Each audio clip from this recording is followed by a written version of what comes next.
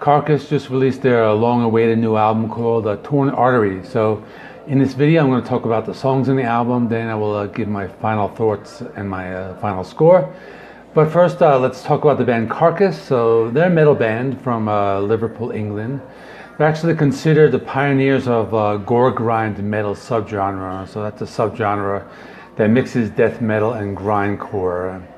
They changed their sound on their album Heartwork from 1993, and that's considered to be one of the most important albums in the melodic death metal genre.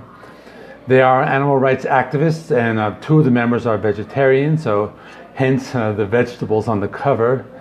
And the band also likes to write lyrics using terms from like medical dictionaries, so I think a lot of med students would probably enjoy reading their lyrics. So this album was supposed to be released in 2020, but like most albums this year, was delayed by the pandemic. They released a 4-song EP last year called Despicable. That EP contained the song Under the Scalpel Blade, and I'll talk about that in a minute. But the album has 10 songs, it's 48 minutes long. The sound of the album is close to their melodic death metal style from Heartwork, but on this album, I feel they include a lot of elements of like classic metal, doom metal, and thrash. So I'll talk about the songs now. The album opens up with Torn Arteries. It's the title track. Pretty cool drum intro going right into a heavy death metal riff. Like the next riff reminds me of like an old school like thrash metal riff. So far really a strong start to the album. This is a pretty good song. The vocals are very like heavy and guttural, just those like typical Carcass vocals. This is a fast-paced song, and I think the song is a little closer to like thrash metal. There's a short breakdown, and the song does kind of speed up a little, gets a little faster, has some really crazy death metal riffs. And the next song is called Dance of Ixtab, Psychopomp and Circumstance, March number 1. This was a single released August 13th, 2021. It's a very strange title, but they slowed down a bit in this. The opening riff reminds me of that like old school thrash metal. But amidst all this heaviness, there's a lot of melody in the song. The guitar solo even has like this old school like Black Sabbath vibe, and this is another good song just filled with riffs. Next is Eleanor, Rigor Mortis, and probably one of the best song titles of the year. This one starts out very fast, but like once the first verse kicks in, it kind of slows down a bit. This one has a little bit of a groove to it, and also reminds me of that classic Death, the old Chuck Schudinger band. So there are some really heavy chugging riffs in the song. Song gets really fast again, and like the last 20 seconds of the song is really crazy with like a pretty cool outro solo. Next is Under the Scalpel Blade. This is the single released in December 2019, and this was on the Despicable EP, so this song has been around for a while.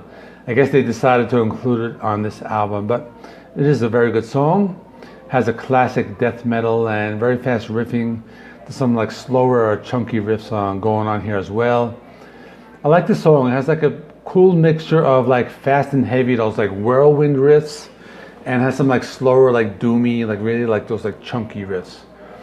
Some pretty cool like tremolo picking, some death metal riffs, and the song also does have some melody as well. Next is The Devil Rides Out. This one starts with a riff, reminds me of like that like early like 80s black metal, like Venom or a band like that.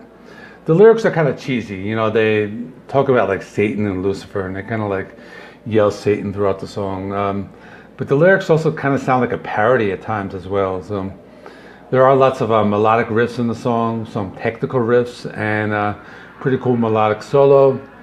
There are some fast parts like towards the end of the song, and the song ends with a melodic solo.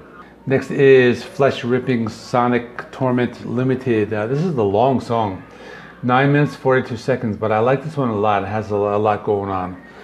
It starts off with a short acoustic intro, kind of goes right into like a heavy thrashy riff.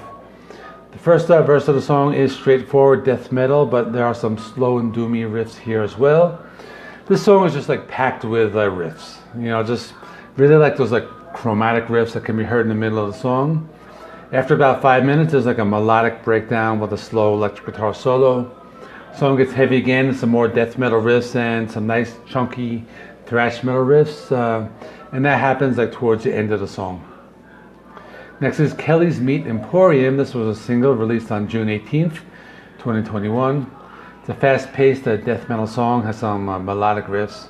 The drumming sounds very good, has some blast beats played throughout the song. There are also some technical lead guitar riffs, and the song is fast, it's heavy, and if you like death metal, you'll like this. Next is In God We Trust. So on this one, they bring back that like slow and doomy side in the intro, but the main riff has that nice like old school thrash metal gallop.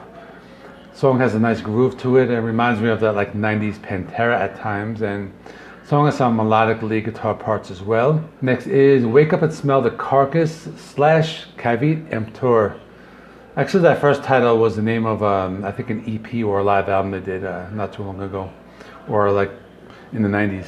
But the song starts off with a simple start-stop riff, kind of plays along with the vocals, goes directly into a classic death metal riff, and this one has like an old school metal vibe, and some of the lead guitar solos actually remind me of like Motorhead, like that type of sound. In the middle of the song, goes straight into like a thrash metal again. Pretty cool riff, and the guitar solo brings back that classic like Black Sabbath sound again. So I like how they do have some like old school like proto metal influences in here as well. And I like this song a lot. I think this is one of the better songs. The final song is called The Scythe's Remorseless Swing. This one has a slow atmospheric intro. The first minute is very slow and doomy, but it does pick up the pace. It is a heavy song filled with riffs, and the song moves along, like it gets fast with like some classic death metal riffs and some fast drumming. Not a bad way to end off the album. So, in conclusion, I think it is a solid release. They took their signature melodic death metal sound and incorporated a lot of like different styles into the mix. All the songs are well written. The production on the album is very good. The songwriting is excellent. The album is just packed with like heavy metal, death metal, and thrash metal riffs. So if you like their last like 2 albums, you definitely won't be disappointed with this. My final score for this, well, I'll give it a 9 out of 10. Let me know in the comments section what you thought of this album. So this is a big weekend for new releases, so I will be doing some reviews for Candlebox, Daughtry, Billy Idol, and Spirit Box. So stay tuned for those. It'll be this weekend and early next week. I have some anniversary reviews. Guns N' Roses, Use Your Illusion 1 and 2, celebrating 30 years. Ozzy Osbourne, No More Tears, celebrating 30 years as well. So I'll do some retro reviews for that as well. So that's it. This is JC Rock and Metal Reviews. My name is John. Please like, comment, subscribe. I do rock and metal reviews, rankings, and more. I do heavy metal, I do classic rock as well. So check out some other videos. I'll put one over here, one over here. Thanks for watching. See you tomorrow.